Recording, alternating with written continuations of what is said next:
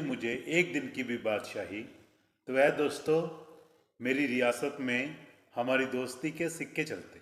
Friendship, मित्रता या दोस्ती, ये वो एहसास है जो अनजाने लोगों को भी पास लाता है। व्यक्ति के चरित्र का दर्पण उसके द्वारा बनाए गए मित्र होते हैं। सच्ची दोस्ती व्यक्ति को हमेशा सही मार्ग दिखाती है। परिवार के बाद दोस्त व्यक्ति की दूसरी प्राथमिकता होते हैं, और अगर मित्र हमसे किसी बात पर रूठ जाए तो गजब ही हो जाता है। इसी बात को लेकर रहीम जी ने एक दोहे में कहा है, टूटे सजन मनाइए जो टूटे सौ बार, रहीमन फिर पोइए टूटे मुक्ताहार। यानी कि सच्चे मित्र अगर हमसे रूठ जाएं, हमें उन्हें मना लेना चाहिए। जिस प्रकार एक मोतियों की माला जब टूटकर बिखर जाती है तो हम सभी मोतियों को इकट्ठा करके दोबारा पिरो लेते हैं, क्योंकि वो मूल्यवान होते हैं। इसी तरह से सच्चे मित्र भी मूल्यवान होते हैं।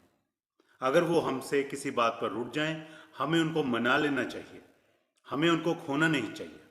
दोस्ती दुनिया का सबसे खूबसूरत रिश्ता होता है। ये वो रिश्ता होता है जिसे कि बिना स्वार्थ के निभाया जाता है। जी हाँ फ्रेंड्स, यही टॉपिक है आज के फिल्म रिव्यू सीरीज का। आज अपने चैनल के बॉलीवुड रिव्यू सीरीज में मैं जिस फिल्म का रिव्यू आपके सामने पेश करने जा रहा हूं वो है सन 1964 में राजश्री बैनर के तले निर्माता ताराचंद बड़जात्या और निर्देशक सत्यन बोस की म्यूजिकल ब्लॉकबस्टर फिल्म दोस्ती। यह फिल्म उस साल 10 सबसे ज्यादा चलने वाली फिल्मों में से एक थी और बॉक्स ऑफिस पर सुपरहिट रही। लेकिन दोस्तों, इससे पहले कि मैं आज का ये रिव्यू शुरू करूं, मैं आपको दोबारा रिमाइंड करवाना चाहता हूं कि अगर आप मेरे चैनल पर नए हो या अगर आपने मेरे चैनल को अभी तक सब्सक्राइब नहीं किया है तो प्लीज इसे सब्सक्राइब करें और साथ में दिया गया बेल आइकन दबाएं, ताकि मेरे चैनल पर जो भी नई वीडियो आती है उसकी नोटिफिकेशन सबसे पहले आप तक पहुंचे। 6 नवंबर 1964 को रिलीज हुई इस फिल्म में मुख्य भूमिकाएं निभाई थीं सुधीर कुमार सावंत, सुशील कुमार सुमैया, संजय खान और उमा रज्जू ने। यह फिल्म एक्टर संजय खान की पहली फिल्म थी। राजश्री फिल्म्स के बैनर तले ताराचंद बड़जात्या द्वारा बनाई गई यह फिल्म एक अपाहिज लड़के और एक अंधे लड़के के बीच दोस्ती का रिश्ता दिखाती है। इस फिल्म के कुल 25 मिनट 10 सेकंड के 6 गीतों को लिखा था कलम के जादूगर मजरूर सुल्तानपुरी ने और इन्हें संगीत से सजाया था लक्ष्मीकांत प्यारेलाल ने, और इन गीतों को गाया था मोहम्मद रफ़ी और लता मंगेशकर ने। तो फ्रेंड्स, मेरे पास इस फिल्म का ये एक एलपी रिकॉर्ड है।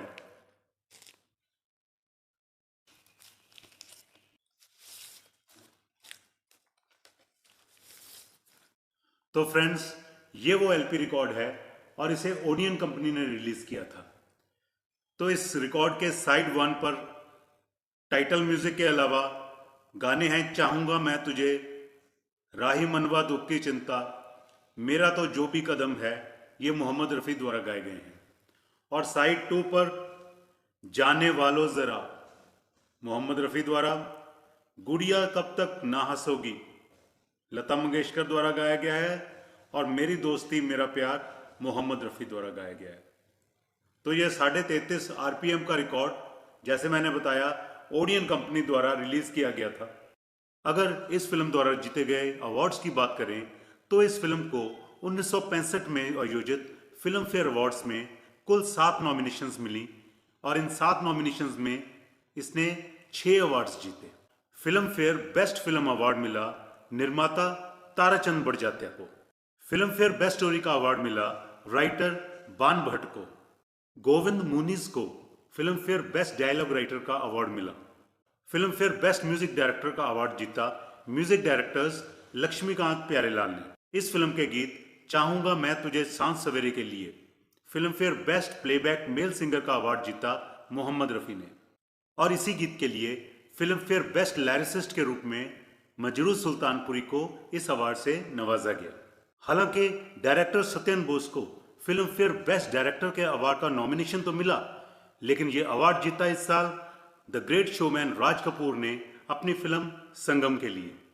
यहां ये बात और बताना चाहूंगा कि 1965 में बॉम्बे में हुए फिल्म फेयर अवार्ड्स में जहां दोस्ती ने 6 अवार्ड्स जीते, वहीं संगम को 11 फिल्म फेयर नॉमिनेशंस मिली थी।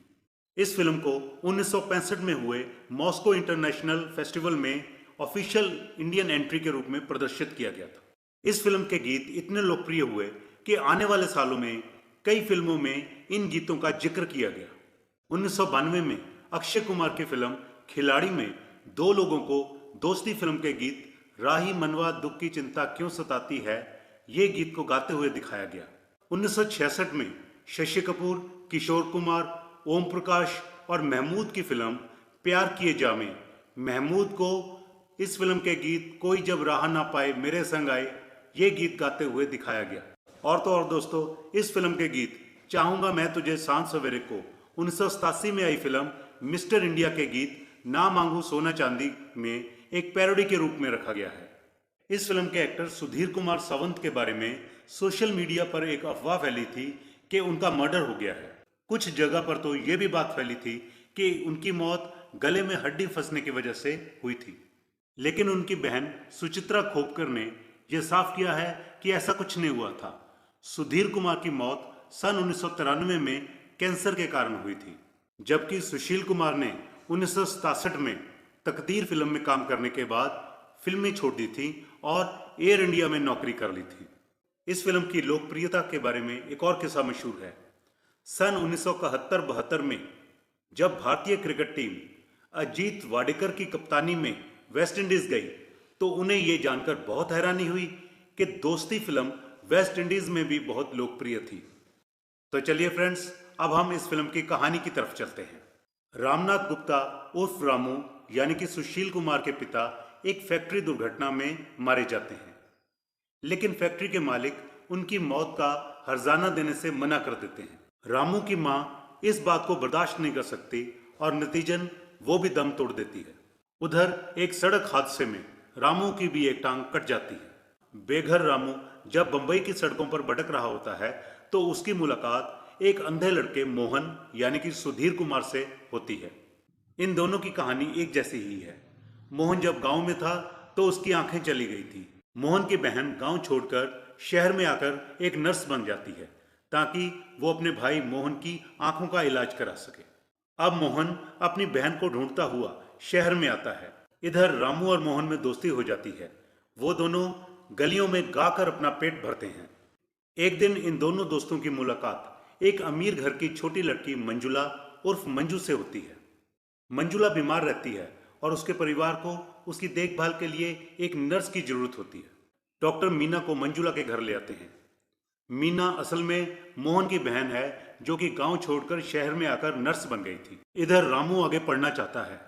उसे स्कूल में एडमिशन के लिए 60 रुपयों की जरूरत होती है।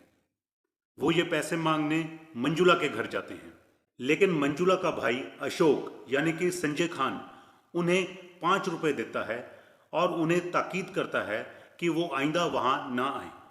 मोहन को यह अपमान गवारा नहीं होता। वो बाकी की रकम गलियों में गा गा कर इकट्ठी कर लेता है। अब दोनों दोस्त एक झोपड़पट्टी में एक खोली किराए पर ले लेते हैं और वहां रहने लगते हैं। यहाँ उनकी पड़ोसन लीला मिश्रा उन्हें अपने बच्चों की जैसे प्यार करती है।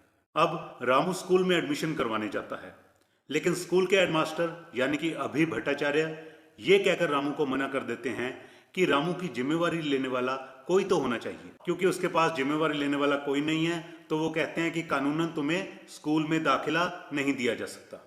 उसी टाइम स्कूल के एक टीचर यानी कि नाना पालसेकर आते हैं और वो रामू की जिम्मेवारी ले लेते हैं। वो रामू को कहते हैं कि अब वो झोपड़पट्टी को छोड़कर उनके घर आकर रहे और वहीं पढ़ाई करे, लेकिन रामू अपने प्यारे दोस्त मोहन को छोड़ना नहीं चाहता। एक दिन सड़क पर जाते हुए मोहन को सुनाई देता है कि कोई उसकी बहन मीना को पुकार रहा है।